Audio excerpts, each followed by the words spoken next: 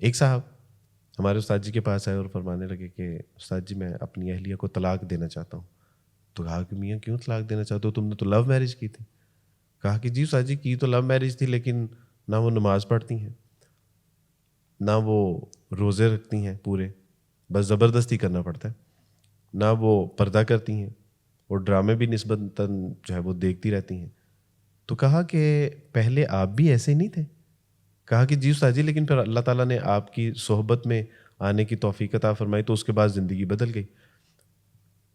تو کہا کہ جتنی محنت دین کو سیکھنے کے حوالے سے آپ نے کی ہے, کیا اتنی محنت آپ نے اپنی بیوی کے اوپر بھی کی ہے, یا ان کو یہ سارے مواقع آپ نے فراہم کیے؟ کہا کہ نہیں استاد جی. تو کہا کہ کم سے کم آپ کو اتنی محنت تو کرنی چاہیے, ممکن ہے کہ وہ بھی آپ کے استاد جی وہ بہت سخت مزاج ہے. کہا کہ اچھا آج گھر جاتے ہوئے کچھ دیر رک جاؤ, بعد میں طلاق دے دینا, اور آج جاتے ہوئے اس کے لیے کچھ میٹھا لے جانا. وہ صاحب گھر گئے اور مٹھائی کا ڈبہ دیا, اور مٹھائی کا ڈبہ جب دیا تو اہلیہ نے کہا کہ آج 3 سال بعد آپ کو ہدیہ دینا کیسے یاد آ گیا؟ جب شادی نہیں ہوئی تھی تو ایز اے گرل فرینڈ تو آپ مجھے ہر ہفتے گفٹ دیا کرتے تھے, یہ 3 سال بعد آپ کو گفٹ کا کیسے یاد آ گیا؟ کہا کہ وہ استاد جی نے کہا تھا. کہا کہ اچھا ماشاءاللہ آپ کے استاد کوئی اچھے انسان معلوم ہوتے. دسترخوان پہ بیٹھے تو کھانا کھانے کے بعد مٹھائی کا ایک ٹکڑا لیا, استاد جی کی انسٹرکشن تھی نا, مٹھائی کا ایک ٹکڑا لیا اور کھلانے لگے تو وہ پکڑا اس نے, تو کہا کہ نہیں میں خود. تو کہا کہ آج آپ کی طبیعت تو ٹھیک ہے؟ تو کہا کہ ہاں استاد جی نے کہا تھا کہ اپنے ہاتھوں سے کھلانا. بس اتنا جملہ کہنے کی دیر تھی, جب اس نے اپنے ہاتھوں سے کھلایا تو اس عورت کی آنکھوں میں آنسو آ گئے. کہا کہ یہ آج آپ کس طرح کا ریئیکٹ کر رہے ہیں؟ کہا کہ استاد جی فرما رہے تھے کہ یہ اللہ کے رسول کی سنت ہے, اس سے محبت بڑھتی ہے اور اس سے ثواب اجر بھی ملتا ہے. تو کہا کہ اگر یہ اسلام ہے, یہ دینداری ہے, تو اللہ کی قسم آج کے بعد میں بھی دین سیکھنا چاہتی ہوں. مجھے بتائیے کہ میرے بارے میں رسول اللہ صلی اللہ علیہ وسلم کی کیا تعلیمات ہیں. یہ ایٹیٹیوڈ ہمیں کہاں ملے گا؟ یہ ایٹیٹیوڈ ہمیں اس وقت پتہ چلے گا, یا اس وقت ہم اپنائیں گے, یا اس وقت ہم سیکھیں گے, یا اس وقت ہم اختیار کریں گے جب رسول اللہ صلی اللہ علیہ وسلم کا اسوہ پڑھیں گے.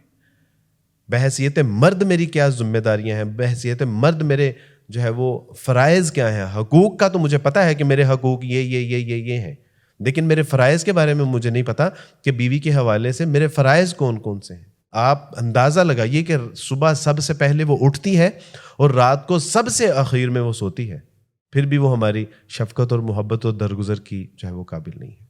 گھروں کی تباہی اور بربادی کا آغاز تب شروع ہوتا ہے جب ہم پرفیکشن چاہتے ہیں. یہ ایکسیپشن کے ساتھ, یعنی زندگی ایکسیپشن کے ساتھ چلتی ہے, پرفیکشن کے ساتھ نہیں چلتی بھائی جان. اگر آپ پرفیکشن تلاش کرنا شروع کر دیں گے تو معاشرے میں بالکل تنہا رہ جائیں گے. یہ تو ابھی آپ کی بیوی آپ سے خلا لے رہی ہے یا طلاق کا معاملہ پہنچا ہوا ہے, لیکن اگر آپ نے واقعتاً پرفیکشن زندگی میں اختیار کرنے کی کوشش کی تو آپ معاشرے میں بالکل اکیلے رہ جائیں گے. یہ ایکسیپشن کے ساتھ ہی چلنا پڑے گا. اور رسول اللہ صلی اللہ علیہ وسلم فرمایا کہ عورت جو ہے یہ پسلی سے پیدا کی گئی ہے, اور پسلی میں خم ہوتا ہے, پسلی میں ٹیڑھ ہوتا ہے. اگر اس کو سیدھا کرنے کی کوشش کرو گے تو توڑ دو گے, لہٰذا اس کے ٹیڑھ پن کے ساتھ ہی اس سے جتنا فائدہ اٹھا سکتے ہو اٹھا لو. آج ہم سیدھا کرنے کی کوشش کر رہے ہیں نا, اس لیے گھر ٹوٹ رہے ہیں, معاشرے ٹوٹ رہے ہیں.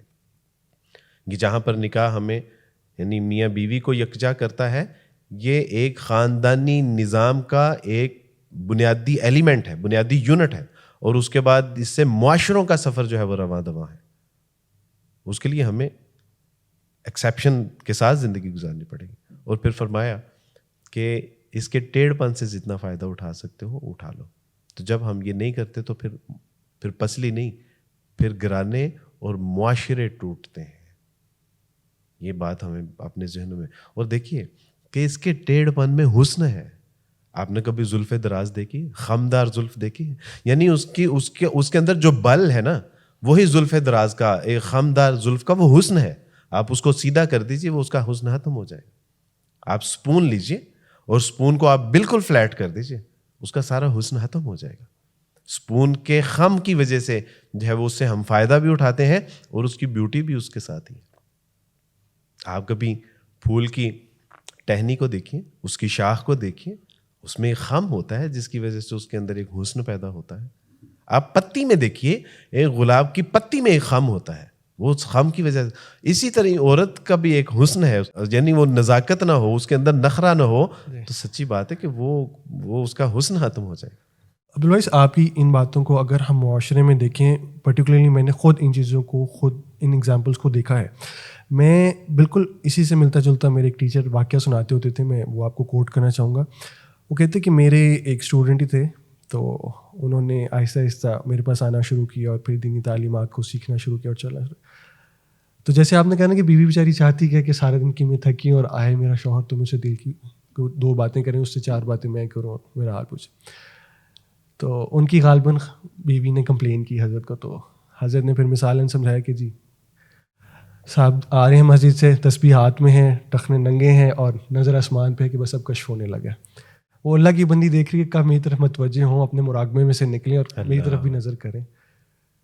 تو ہونا تو یہ چاہیے کہ جب ہم دین پہ عمل کر رہے ہیں تو ہماری زندگی مثالی بنے, چاہے وہ خانگی چاہے وہ معاشرتی ہے. یہی کیفیت اگر ہماری بیٹی کے ساتھ ہو. بالکل. اور یہی بات انہوں نے ایک دفعہ اس طرح فرمائی کہ میرے پاس, وہ اپنا واقعہ بتا کہ میرے پاس اکثریت ان لوگوں کی آتی ہے کہ داماد بڑا ظالم ہے, میری بیٹی کو تنگ کر رہا ہے, میرے ساتھ یہ کر رہا ہے. تو حضرت وہاں پہ ایک بات فرماتے ہوتے تھے کہ جو تمہارے گھر میں نا وہ بھی کسی کی بیٹی تھی.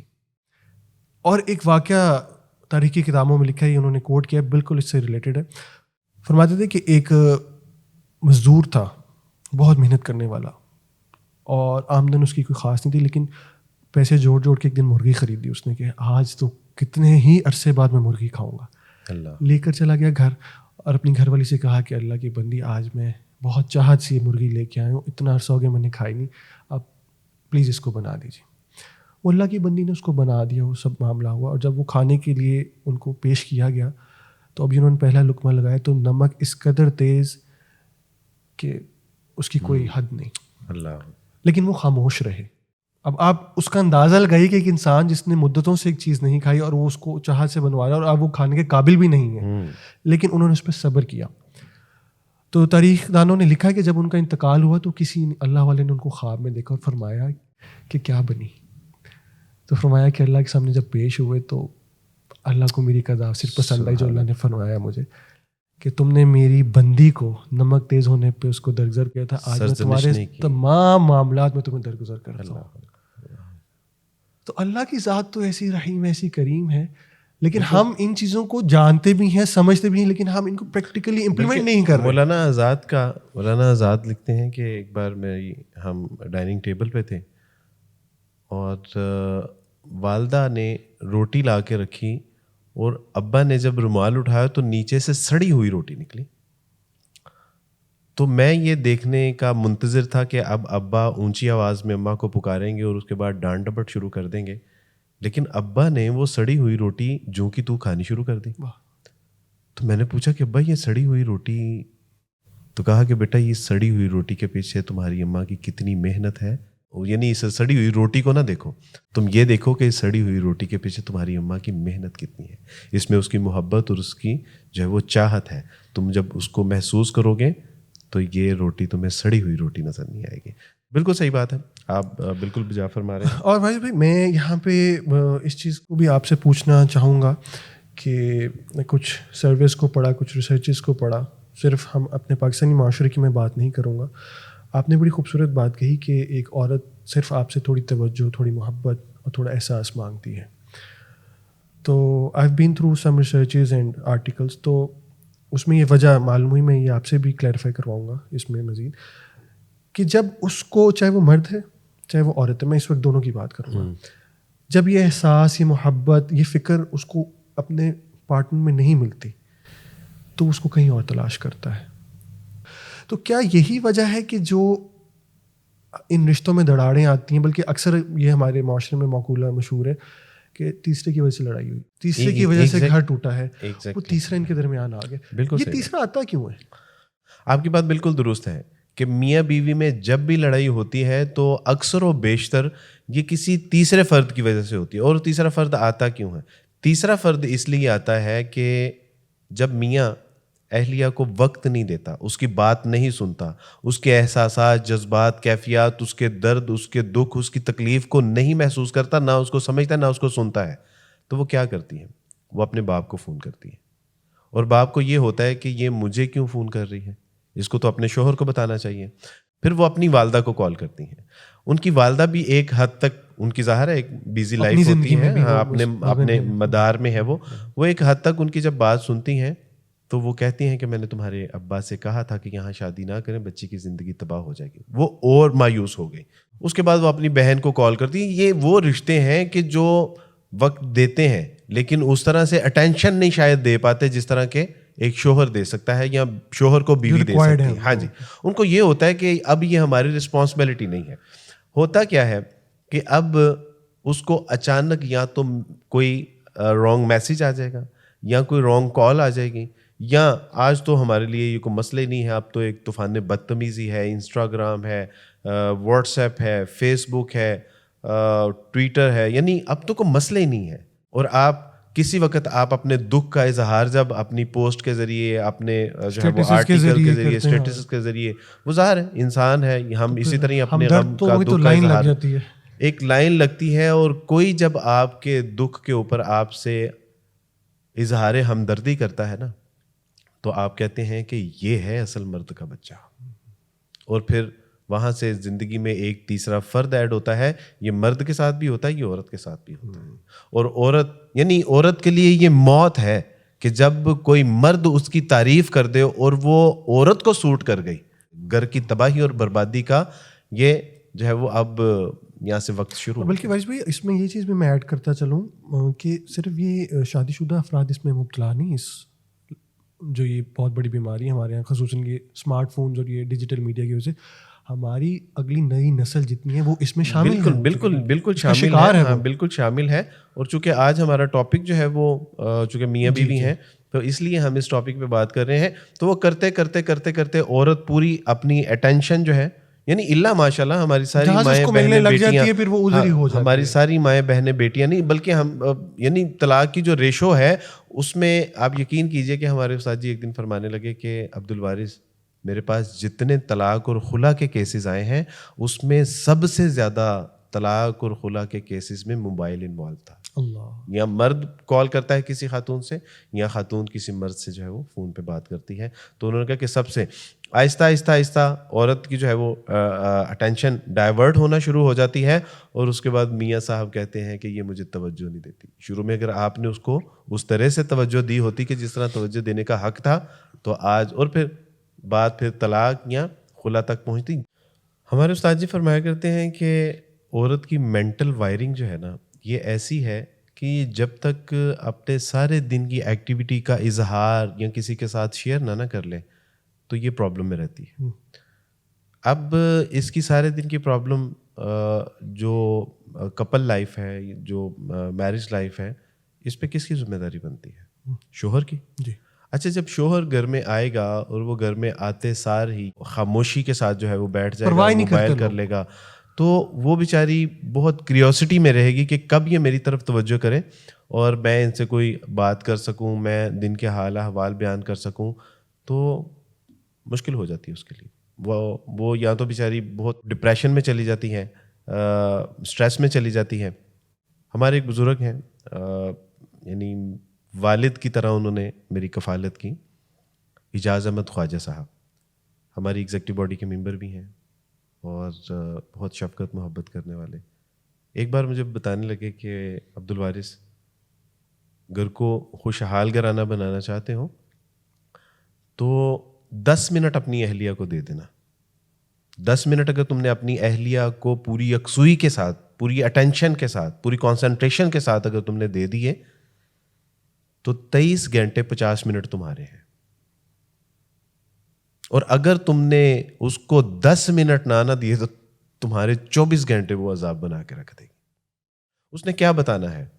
آپ صرف اس کو بیٹھ کے صرف اس سے یہ پوچھ لیں کہ اور سنائیے کیا حال ہے, تو وہ بتائیں گی آپ کو کہ آج سارا دن میں نے یہ کیا, میں نے سبزی والے نے آج اتنی سبزی مہنگی دی, آج خادمہ آئی تھی وہ کہہ رہی تھی کہ ان کے گھر کے ساتھ کوئی بچہ ہے چھت سے گر کے اس کا سر پھٹ گیا ہے, وہ بتائے گی کہ امی کی کال آئی جو تھی, ڈیلی امی روٹین جو ہے وہ ہماری چل رہی ہے. امی بڑی بہن کی طرف جا رہی ہیں, تایا ابو, یعنی اس نے صرف اتنا بتانا ہے اور اس کے بعد وہ بالکل ریلیکس ہو جائے گی.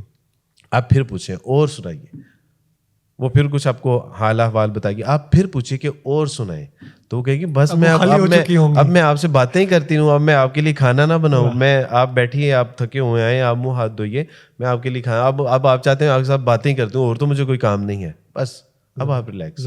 اب 23 گھنٹے 50 منٹ آپ کے, آپ جیسے چاہیں اس کو ڈرائیو کر لیں. دوسرا فرحان, نبی کریم صلی اللہ علیہ وسلم کی تعلیمات سے پتہ چلتا ہے کہ تمہارے بہترین حسن سلوک کی سب سے زیادہ مستحق تمہاری بیوی ہے. یعنی آپ دیکھیے کہ نبی کریم صلی اللہ علیہ وسلم کا ارشاد گرامی ہے کہ من سلم المسلمون من لسانہ و یدہ, تم تب تک مسلمان ہو ہی نہیں سکتے کہ جب تک تمہارے ہاتھ اور تمہاری زبان سے دوسرا مسلمان محفوظ نہ رہے. تو سب سے زیادہ مستحق کون ہے ہمارے حسن سلوک کی؟ وہ ہماری بیوی ہے. تو کیا بیوی مسلمان نہیں ہے؟ یعنی نہ صرف زبان بلکہ وہ ہمارے ہاتھ سے بھی محفوظ نہیں رہتی, اور زبان سے اس طرح کہ ہم بات بات پہ اس کو طلاق کی دھمکیاں دیتے ہیں, اور زد و کوب تو پھر چلتا ہی رہتا ہے.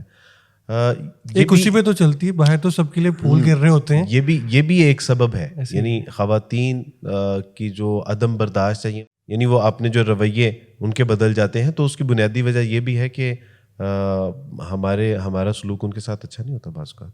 نہیں, یہ تو آئے دن ہمارے معاشرے میں اس طرح کے انسیڈنٹ آپ سنتے رہتے ہیں کہ بیوی کو مارا ہے, بیوی گالم گلوچ عام, اور طلاقوں کی دھمکیاں تو ہمارے یہاں ایک معمول بنا ہوا ہے ہمارا. اللہ اکبر. تو عورت کے اندر ایک فیئر پیدا ہو جاتا ہے. تو ویسے بھی میں اسی پوائنٹ کو ایک دفعہ میں آپ سے ضرور جاننا چاہوں گا کہ یہ جو مارنا ہے عورت کو خصوصاً ہمارے معاشرے میں اس کی ایک بہت بڑی پریکٹس کے طور پہ اس کو کیا جا رہا ہے اس وقت. کچھ ریزنز آپ اس کی نوٹیفائی کر سکتے ہیں یا پن پوائنٹ کر سکتے ہیں کہ کیوں ہے, آخر ایسی کیا وجہ ہے کہ باہر وہی انسان کسی کے سامنے بول نہیں سکتا یا کسی تگڑے کے سامنے اس کا ہاتھ نہیں اٹھا, اور بیچاری جو اس کے نکاح میں ہے اب وہ کچھ کہیں نہ جا سکتی, وہ حد میں ہے, اس پہ آ کے وہ ساری مردانگی دکھا دیتا ہے. آپ دیکھیں نا, یہ مردانگی یورپ میں کیوں نہیں ہے؟ انسیڈنٹ وہاں پہ بھی ہوتے ہیں, لیکن وہاں پہ عورت کے اوپر ہاتھ اٹھانے کی نسبتاً ریشو کم ہے. اس کی وجہ کیا ہے؟ وہاں پر سزائیں اور جرمانے بہت تیز ہیں. یہاں پہ ہم اپنی بیوی کو اپنی ملک سمجھتے ہیں, یعنی اگر ہم نے اس کو, اس کے ماں باپ, بہن بھائی, رشتہ داروں کو جو مرضی کہہ دیا, گالم گلوچ, بیوی کو مارنا تو ہمارے لیے کوئی مسئلہ ہی نہیں ہے. اگر یعنی اس کو اسلامک بائی لاز سے آپ ذرا دیکھیں تو دیکھیں کہ اگر آپ نے اس کے اوپر ہاتھ اٹھانا بھی ہے, گو کہ آپ کے اوپر جرمانے نہیں ہیں, آپ کے اوپر سزائیں نہیں ہیں, پھر بھی اگر آپ کو ہاتھ اٹھانے کی اگر اجازت مل جائے تو آپ اسلامک بائی لاز دیکھیں کیا ہے. اگر آپ کا بیوی کے ساتھ اختلاف ہے, وہ بات نہیں مانتی, تو آپ اس کو سمجھائیں گے. پھر بھی وہ بات نہیں مانتی تو آپ اپنا بستر الگ کریں گے اس سے. یہ کیا ہے؟ آپ کی ایک ایموشنل یعنی ایک اٹیچمنٹ ہے جس کو آپ ڈسکنیکٹ کر رہے ہیں, اور بالکل یہ شاک گزرتا ہے. اسلام نے بتایا کہ آپ نے پہلے سمجھانا ہے, پھر اسے بستر الگ کرنا ہے. اگر وہ سمجھدار ہوگی تو وہ اس سے ہی لرز جائے گی عورت, اور اگر پھر بھی وہ باز نہیں آئے تو پھر اس کو ہلکی سی لگانی. اور لگانے کا مطلب کیا ہے؟ محدثین نے لکھا ہے کہ صرف مسواک سے مارنے کی اجازت ہے. کیا یہاں پر ہم آنکھوں کے اوپر جو نشان, سر پھاڑ دیتے ہیں اور ناک کی ہڈیاں تک ہم توڑ دیتے ہیں, جلا دیا جاتا ہے. نبی کریم صلی اللہ علیہ وسلم کی تعلیمات. تو یہ ان اویئرنیس کی وجہ سے ہو رہا ہے. ہمیں پتہ نہیں ہے کہ ہماری بیوی کے کیا وہ مسلمان نہیں ہے. اللہ کے رسول صلی اللہ علیہ وسلم نے فرما دیا, من سلم المسلمون من لسانہ و یدہ. تو کیا یہ تو سب سے زیادہ ہمارے جو ہے وہ ہمارے حسن سلوک کی جو ہے وہ مستحق ہے. تو اس لیے ان اللہ کی بندیوں کے حوالے سے ہمیں بہت محتاط رہنا پڑے, اور جب تک ہم اللہ اور اس کے رسول صلی اللہ علیہ وسلم کی تعلیمات کی روشنی میں اپنی بیویوں کے حقوق پڑھیں گے نہیں, سمجھیں گے نہیں, اس پہ عمل نہیں کر سکتے, وگرنہ یہ گھر ٹوٹتے رہیں گے. یہ ایسے ہی تباہی اور بربادی ہمارا مقدر بنتا رہے گا. جی Abdul Waris, just to sum up because of the time limit we have, topic تو اتنا وسیع ہے کہ ابھی, اور ہم نے ڈیسائڈ بھی کیا ہوا کہ ہم نے اس کے بعد ایک اور پارٹ بھی اس پروگرام کا کرنا ہے. Are there any guidelines you would like to give to our society especially to the men? اس سوال کا جواب دینے سے پہلے ایک بات میں آپ سے عرض کرتا ہوں, وہ یہ کہ مردوں کی طرف سے کوئی اسٹرائک ہونے والی ہمارے اوپر. یہ تو پکی بات ہے. انہوں نے کہنا ہے آپ نے عورتوں کے حقوق پہ تو بڑی بات کی ہے اور مردوں کے, اور میرے اوپر پہلے یہ فتویٰ ہے کہ عبدالوارث صاحب کہیں پیڈ تو نہیں عورت کے حوالے سے بات. ہم نے پروگرام کے شروع میں بتا دیا اپنی تو انشاءاللہ ہم مردوں کے حوالے سے بھی بات, عورتوں کے حوالے سے بات کریں کہ وہاں پہ یعنی کیا جو بلکہ اپنے پروگرام کے بیچ میں ایسے کافی نقطوں کو دیکھا جس میں دونوں کو لے کے بات. ہاں بالکل. فرحان, اس میں سب سے پہلے میں اپنے آپ کو اور اس کے بعد تمام مردوں کو مخاطب کر کے یہ گزارش کرنا چاہوں گا کہ سچی بات ہے کہ اگر ہم واقعی حقیقی مرد ہیں تو ہمیں اس صنف نازک کی بات کو برداشت کرنے میں کوئی آر نہیں محسوس کرنی چاہیے. اور نبی علیہ الصلوۃ والسلام کی تعلیمات میں بھی ہمیں یہی چیز ملتی ہے. ایک بہت خوبصورت واقعہ ہے کہ میاں بیوی میں اختلاف ہوا, اس اختلاف کے بعد شیطان نے خوب آگ بھڑکائی, اور آگ جب بھڑک گئی تو عورت نے صرف یہی کہا کہ آپ ہمیشہ مجھے کہتے تھے کہ طلاق دو, آج آپ ہمیشہ یہ کہتے تھے کہ میں تمہیں طلاق دے دوں گا, آج آپ مجھے طلاق دیجیے. اس نے کہا کہ دیکھو ہم بیٹھ کے بات کرتے ہیں. انہوں نے کہا اب نہیں, اب میں صرف آپ سے طلاق لوں گی. اس نے کہا کہ دیکھیں ہم اپنے بڑوں, انہوں نے کہا کہ کوئی کمپرومائز کا آپشن نہیں ہے, اب آپ مجھے طلاق دیں گے. اور پھر اس نے مرد کی دکھتی ہوئی رگ پہ جو ہے وہ ہاتھ رکھا اور اس نے کہا کہ اگر آپ واقعی مرد ہیں نا اب مجھے طلاق دیجیے. کیونکہ وہ یعنی بالکل ایک شیطان جو چاہتا تھا کیا ہی قریب تھا کہ ہاں وہ بالکل ایک گراؤنڈ وہ تیار تھی. اس نے کہا کہ اگر آپ کسی مرد کے بچے ہیں نا اب آپ مجھے طلاق دیجیے. وہ مرد اندر گیا, انویلپ لیا اور اس کے ہاتھ میں تھمایا. اس نے کہا کہ یہ لو, یہی چاہتے تھے تم. اس نے وہ انویلپ لیا, اپنا بریف کیس لیا اور گھر چلی گئی. تھوڑے دنوں بعد اس کو ریئلائز ہوا کہ میں نے کتنی بڑی غلطی کر دی. ہمارا اختلاف کوئی اتنا بڑا تو نہیں تھا کہ ہم جو ہے وہ اس کو سیٹل ڈاؤن نہ کر سکتے, کہ ہم اس میں کمپرومائز نہ کر سکتے. اس نے کہا کہ کتنی بڑی غلطی ہو گئی. ادھر سے رشتہ داروں نے, خاندان والوں نے, بہن بھائی, تمام لوگوں نے جب لان تان کی, اور ظاہر ہے کہ یہ طلاق کے بعد یہ سارے مسائل ہمیں فیس کرنے پڑتے ہیں, تو اس کو ریئلائز ہوا کہ میں نے کتنی بڑی غلطی کی. اللہ کال کی کہ مجھ سے بہت بڑی غلطی ہو گئی. اس نے کہا کہ تم نے کہا تھا میں نے تو تمہارے کہنے کے اوپر جو ہے وہ تمہاری خواہش پوری کی ہے. اس نے کہا کہ دیکھیں میں تو ناقص العقل تھی, میں تو یعنی اس طرح سے فہم و فراست نہیں رکھتی تھی کہ غصے میں کچھ بھی بول دیتی. کم سے کم آپ تو مرد تھے, آپ اس وقت جو ہے وہ مجھے سمجھاتے بجھاتے. کہا کہ میں نے تمہیں بہت کچھ کہا تھا, میں نے بہت سمجھانے کی کوشش کی, میں نے تحمل کا مظاہرہ بھی کیا, اب میں کیا کر سکتا ہوں, یہ سب کی تمہارا ہی کیا درا ہے. اس نے کہا کہ اللہ کا واسطہ ہے, میں سمجھ چکی ہوں, مجھے احساس ہو گیا کہ میں نے کتنی بڑی غلطی کی ہے, مجھے معاف کر دو. ان کا اب کچھ نہیں ہو سکتا. اس کا پلیز. اس نے کہا اچھا اپنا انویلپ کھول کے دیکھو. اس اللہ کی بندی نے جب وہ انویلپ کھول کے دیکھا تو اس میں لکھا ہوا تھا کہ my dear wife I love you. چونکہ اس وقت تم اپنے حواس میں نہیں ہو, اس لیے جب میرا یہ لیٹر پڑھو تو مجھے کال کرنا. تو کہا کہ تب سے تم نے یہ لیٹر ہی نہیں پڑھا. تو کہا کہ اللہ کے لیے مجھے معاف کر دیجئے, میں آپ سے یہ کہتی رہی کہ اگر آپ مرد ہیں تو مجھے طلاق دیجئے, لیکن آپ تو مردوں کے بھی مرد نکلے, آپ تو حقیقی مرد نکلے, آپ تو کسی مرد کے بچے نکلے ہیں کہ آپ نے میری وہ کڑوی کسیلی, میرا غصہ, میرے وہ جذبات, احساسات, کیفیات کی پرواہ کرتے ہوئے صرف خاموشی اختیار کی, اور اس وقت کو جو ہے وہ آپ نے دھکا دیا, اور اللہ نے آپ کے صبر اور تحمل کی وجہ سے آج ہمارا گھر بچا لیا. میں مردوں سے یہی نصیحت کرنا چاہتا ہوں کہ یہ اللہ کی بندیاں ہیں, یہ شیشے کے آبگینے ہیں, یہ صنف نازک ہے, یہ محض جذبات, احساسات, کیفیات کا مجموعہ ہے, ان کی قدر کریں. اور اگر یہ کڑوی کسیلی باتیں کر لیں تو کوئی بات, ہمارے بچوں کو کون پالتا ہے, ہمیں کون پالتا ہے, ہماری راحت جاں اور ہماری راحت جاں کا سامان کون کرتا ہے, ہمارے گھروں کی, ہمارے مال کی کون حفاظت کرتا ہے, یہی ہے. اور اگر یہ کبھی کڑوی کسیلی باتیں کر لیں تو برداشت کر لیں.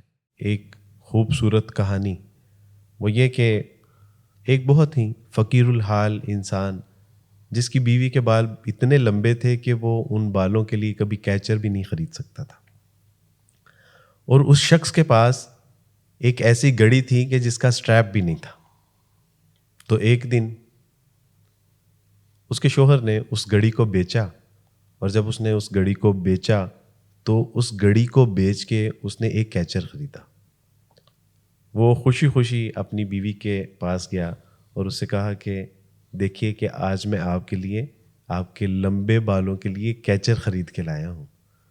تو اس نے کہا کہ اب اس کی ضرورت نہیں ہے کیونکہ میں نے اپنے بال کاٹ کے بیچ کے آپ کی گھڑی کے لیے اسٹریپ خرید لی. اللہ برابر ہو یہ گیا ہے دونوں محبت. طرف سے، زبردست. یہ ہماری محبت احساس ایسی دونوں ہونی طرف چاہیے. ہے. گو کہ یہ ویسٹ کی یعنی ایک مثال ہے، لیکن بہرحال ایک محبت کی جھلک اس میں سے نظر آتی ہے. Something to ہمارے follow. اندر ایسے جذبات، احساسات، کیفیات ہونے چاہیے. اور نبی کریم صلی اللہ علیہ وسلم کی آخری نصیحت، آپ علیہ صلاۃ والسلام بستر مرگ پر تھے اور آپ نے فرمایا کہ دیکھو اپنی بیویوں کے ساتھ حسن سلوک کے ساتھ پیش آتے رہے. اگر ہم واقعی اللہ کے ساتھ محبت کا دعویٰ کرتے ہیں تو پھر اللہ نے کہا ہے کہ کل ان کنتم تحبون اللہ فاتبعونی، کہ اے مسلمانوں اگر تم اللہ سے محبت کا دعویٰ کرتے ہو تو پھر محمد صلی اللہ علیہ وسلم کی اطاعت اور اتباع کرو. اور اگر ہم واقعی اللہ اور اس کے رسول سے محبت کے دعوے دار ہیں تو پھر آپ علیہ الصلوۃ والسلام کی یہی نصیحت اور وصیحت ہے کہ ہم اپنی بیویوں کے ساتھ بہترین حسن سلوک کے ساتھ پیش آئیں.